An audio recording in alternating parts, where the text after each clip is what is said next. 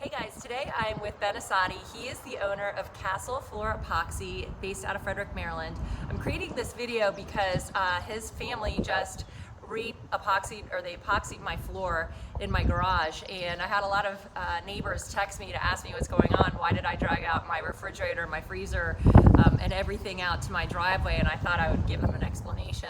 But beyond that, what they've done, I think, has really enhanced the value of my home. So Ben, talk about the process that you guys take in order to epoxy garage floors. We'll get a call. Customer will be interested in epoxying their floor, like you guys. We usually discuss color and stuff like that first. Kind of give them a rundown real quickly over the phone of what we're going to do and the kind of the process, and then we try to set up a consultation. During that consultation, we'll look at the floor.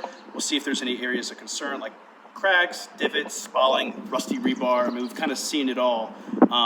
And that way, when we show up for installation day, we're prepared to fix that kind of stuff before we do the coating. Now, we had to drag out, like I said, the stuff out of our garage, but then you came in with an industrial strength vacuum cleaner and you got out all the dust bunnies and whatnot in order to make it really clean. Right. And then the next thing that you did, you have this 1,200-pound machine that you use to score the floor. Mm-hmm. And so some of my neighbors said this is a do-it-yourself project. When I looked at that machine, I thought, this is not a do-it-yourself project. I don't want to operate that machine. It's pretty heavy. Yeah, it's definitely really heavy. It's kind of hard to get your hands on. If you can find a concrete grinding machine locally, it's usually really expensive. And it has diamond tooling on the bottom. We selected diamond tooling depending on the hardness of the concrete. And that is so that we can achieve the proper profile that the manufacturer of epoxy requires, usually between a CSP of 2 and 3. As far as DIY, some people do attempt it, but unfortunately a lot of those floors don't last, and we end up, we do quite a bit of removals and redos, yeah, that type of stuff. And you guys guarantee this floor for the lifetime of the home, right? Yes, yeah. yes. So if I have a problem, I'm giving you a call, right? That's right. I'll answer too. Okay. All right, next step after you score the floor, you put down this coat.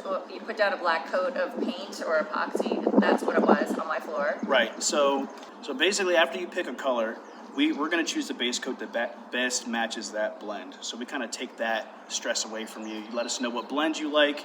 They're listed on our website, and we'll choose the base coat to match that. We flood the floor with it, and then we will broadcast the flakes into it. Right. And then the final step that you take is you put a coat of, it's like a polyurethane product similar to what, like a clear coat of nail polish that I would get done on my nails after I get my nails done, right? Yep. So simple terms for me. It's kind of like polyurethane, but it's actually a polyaspartic, and it goes down quite thick. So next day we come in after we have fully flaked the floor. We're going to scrape the floor down, make it nice and smooth. That way you don't have a bunch of sharp flakes sticking up to stab your feet when you're walking around your garage. And so I can walk around barefoot, no problem, in this garage. Yeah, right? And it actually adds a good bit of insulation. Like if you're here in the wintertime, you'll notice that it's not nearly as cold as a concrete floor would be. Cool. Yeah. And then finally, how long do I have to wait before I can put the cars back in the garage after you finish this project? On a warm summer day like this, where it's above 70 degrees, 24 hours, you can move everything back into the garage. And are there certain times of the year where you can't do it because it's too cold to put down the epoxy? Used to be, but now they've come out with all different kinds of materials that we can use. So we can use a material called polyurea in the wintertime, which can cure in down to negative 20 degrees. Okay, okay. I always thought that you had to wait until the summer, but that's cool to know. Yeah. Okay, awesome. Well, we're going to leave your contact information on the screen, so if people want to reach you, they can. And you guys have been awesome. Thank you. Thank you so much for coming out. Thanks for having us. And thanks for tuning in, guys. Appreciate it.